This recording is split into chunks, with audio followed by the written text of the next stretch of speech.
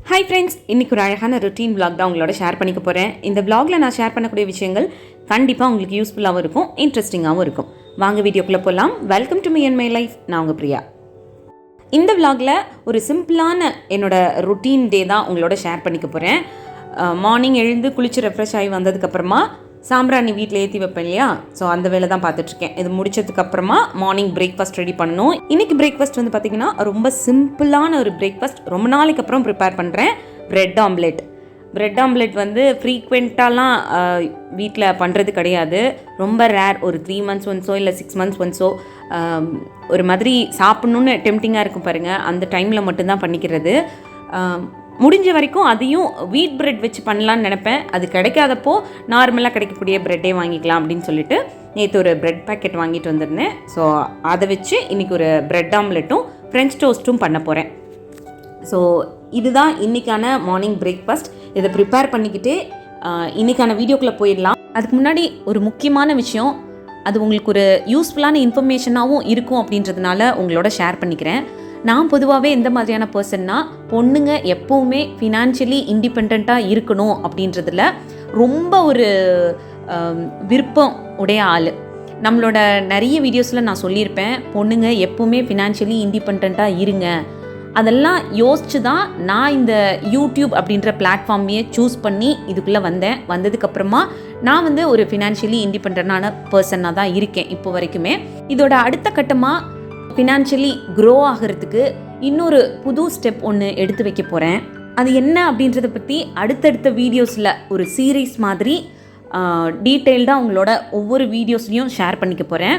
ஒரு socially aware பர்சனாக சொல்கிறேன். நான் வந்து வளர்கிறதோட மட்டும் இல்லாமல் என்னோட சேர்ந்து நீங்களும், அதாவது என்னோட வீடியோஸ் இவ்வளோ நாளாக பார்த்துட்டு இருக்கக்கூடிய நம்மளோட சப்ஸ்கிரைபர்ஸ், வியூவர்ஸ், புதுசாக பார்த்துட்டு இருக்கக்கூடிய வியூவர், புது சப்ஸ்கிரைபர்ஸாக இருக்கட்டும், முக்கியமாக பொண்ணுங்க, கண்டிப்பாக என்னோட சேர்ந்து நீங்களும் ஃபினான்ஷியலி இண்டிபெண்ட்டாக ஆகணும். ஃபினான்ஷியலி க்ரோ ஆகிறதுக்கு நான் இனிமேல் ஒவ்வொரு வீடியோஸ்லையும் ஷேர் பண்ண போகிற அந்த ஒரு சின்ன சின்ன அனுபவங்களும் ஒவ்வொரு நாள் எக்ஸ்பீரியன்ஸும் உங்களுக்கு கண்டிப்பாக யூஸ்ஃபுல்லாக இருக்கும். அதை பற்றின டீட்டெயில்டு இன்ட்ரோ வீடியோ நாளைக்கு நான் உங்களோட ஷேர் பண்ணிக்கிறேன். ஸோ அந்த வீடியோவை மிஸ் பண்ணாமல் ஸ்கிப் பண்ணாமல் பாருங்கள். இப்போ வாங்க இன்றைக்கான வீடியோக்குள்ளே போயிடலாம். அதுக்கு முன்னாடி ஒரு சின்ன ரிக்வஸ்ட், இந்த வீடியோ பிடிச்சிருந்தா மறக்காமல் லைக் பண்ணுங்கள். இன்னும் சேனலை சப்ஸ்கிரைப் பண்ணலன்னா ப்ளீஸ் சப்ஸ்கிரைப் பண்ணிக்கோங்க.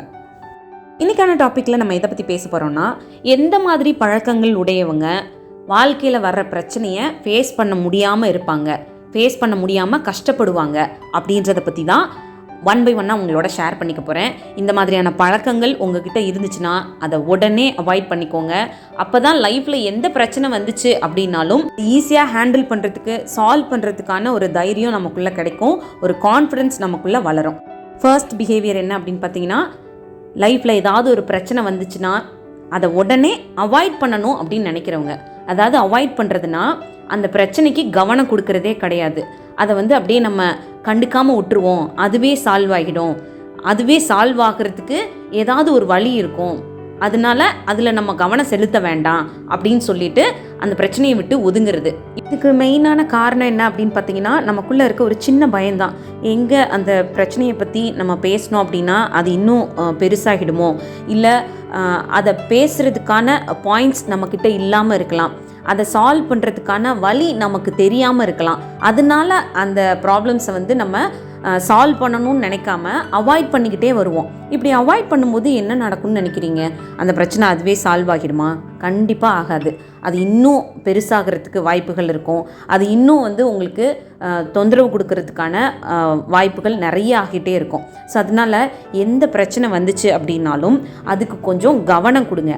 அது ஸ்டார்டிங்லே சின்னதாக இருக்கும் பொழுதே அதை சரி பண்ணுறதுக்கு என்ன பண்ணலாம் அப்படின்றத யோசித்து அதை ஆரம்பிக்கும் பொழுதே அதை வந்து நீங்கள் முடிச்சிட்டிங்கன்னா அதுக்கான ஒரு தீர்வு வந்து உங்களுக்கு கிடச்சிரும். அதை பற்றி உங்களோட மைண்டுக்குள்ளேயும் சரி, உங்களோட லைஃப்லேயும் சரி டிஸ்டர்பன்ஸ் இல்லாமல் இருக்கும். அதை விட்டுட்டு அதை அவாய்ட் பண்ணி இப்போதைக்கு இதை பற்றி பேச வேணாம் அப்படின்னு நினச்சிங்கன்னா அது என்னைக்காவது ஒரு நாள் ரொம்ப பெரிய பிரச்சனையாகி அது உங்களோட லைஃப்பையே ரொம்ப டிஸ்டர்ப் பண்ணுற மாதிரி வந்து முடிஞ்சிடும். ஸோ அதனால் எந்த ஒரு பிரச்சனை வாழ்க்கையில் வந்துச்சுனாலும் அதை அவாய்ட் பண்ணணும்னு நினைக்காதீங்க, அதை ஃபேஸ் பண்ணி சால்வ் பண்ணணும்னு நினைங்க. செகண்ட் பிஹேவியர் என்ன அப்படின்னு பார்த்தீங்கன்னா, நிறைய பேருக்கு இந்த ஒரு பழக்கம் இருக்கும். ஏதாவது வாழ்க்கையில் ஒரு பிரச்சனை வந்துருச்சுன்னா அதை வந்து இப்போதைக்கு பேச வேணாம், இதை இப்போ தள்ளி போட்டுடலாம், அப்புறம் பார்த்துக்கலாம். ஏன்னா இதை விட எனக்கு ரொம்ப முக்கியமான வேலைகள்லாம் இருக்குது, இது என்னால் இப்போதைக்கு பேச முடியாது அப்படின்னு சொல்லி அதை தள்ளி போட்டுக்கிட்டே இருப்பாங்க. இப்படி தள்ளி போடுறதுக்கு காரணம் என்ன சொல்லுவாங்கன்னா, எனக்கு இதை இப்போ பேசணுன்னா இந்த பிரச்சனைனால தேவையில்லாத ஸ்ட்ரெஸ் தான் ஆகும், என்னோட முக்கியமான வேலையெல்லாம் பாதிக்கப்படும், அதனால இப்போ நான் இதை பேசலை, இது இன்னொரு நாளைக்கு பேசிக்கலாம், இல்லை அப்புறமா பேசிக்கலாம் அப்படின்னு சொல்லி அதை தள்ளி போட்டுகிட்டே இருப்பாங்க. உண்மையை சொல்லப்போனால் அப்படி தள்ளி போடுறவங்க மைண்டுக்குள்ளே ஏதோ ஒரு ஓரத்தில் அந்த பிரச்சனை ஓடிக்கிட்டே தான் இருக்கும். இப்போ நம்ம இதை பேச வேணான்னு நினைக்கிறோம், ஆனால் எப்போனாலும் இதை நம்ம பேசி தானே ஆகணும் அப்படின்னு சொல்லி டெய்லி லைஃப்பில் அவங்க மைண்டுக்குள்ளே ஏதாவது ஒரு ஓரத்தில் ஓடிக்கிட்டே இருக்கும். அப்படி ஓடும்போது அவங்களால அந்த டெய்லி லைஃப்பில் ரொட்டீனாக பண்ணக்கூடிய வேலைகளில் முழுசாக கவனம் செலுத்த முடியாது. அது ஏதோ ஒரு விதத்தில் பாதிப்பையும் க்ரியேட் பண்ணிக்கிட்டே இருக்கும். இந்த மாதிரி இல்லாமல் அந்த பிரச்சனையை அப்போவே சால்வ் பண்ணிட்டீங்க, அப்போயே அதை வந்து ஃபேஸ் பண்ணிட்டீங்க அப்படின்னா அது அன்னைக்கு நாளோ அந்த நேரத்துலையோ முடிஞ்சு போயிடும். அடுத்தடுத்து உங்களோட அந்த ரொட்டீன் வேலைகளை ரிலாக்ஸ்டாக நீங்கள் பார்க்கலாம். பிரச்சனைகளை தள்ளி போடுறது டெம்பரவரி சொல்யூஷனாக இருக்குமே தவிர பெர்மனண்ட்டான ஒரு பீஸ்ஃபுல்லான லைஃப்பை உங்களுக்கு கொடுக்காது. ஸோ எப்போவுமே ப்ராப்ளம்ஸ் வந்தால் தள்ளி போடாதீங்க. தேர்ட் பிஹேவியர், சில பேருக்கு கம்யூனிகேஷன் ப்ராப்ளம் இருக்கும். ஒரு விஷயத்தை இன்னொருத்தட்ட சொல்கிறதுக்கு ரொம்ப கஷ்டப்படுவாங்க. அதனாலேயே பிரச்சனைகளை ஃபேஸ் பண்ணாமல் அப்படியே அவங்களுக்குள்ளே வச்சு அந்த பிரச்சனைகளை சால்வ் பண்ணாமலே ரொம்ப காலங்களில் கடந்து போயிட்டுருப்பாங்க. ஒரு சின்ன எக்ஸாம்பிளுக்கு சொல்லணுன்னா, இப்போ நம்ம ஃப்ரெண்ட்ஸோட ஏதோ ஒரு சின்ன பிரச்சனை வருது, அதை பேசினா சரியாகிடும் அப்படின்னு நமக்கு தோணும். ஆனால் எங்கேருந்து ஸ்டார்ட் பண்ணுறது, எப்படி பேசுகிறது, ஒருவேளை பேசுகிறதுனால பிரச்சனை இன்னும் ஜாஸ்தி ஆகிடுமோ அப்படின்னு நினச்சி பேசாமலேயே ரொம்ப நாட்கள் வச்சுக்கிட்டே இருப்போம். அதனாலேயே அந்த பிரச்சனை வளர்ந்துக்கிட்டே இருக்கும்.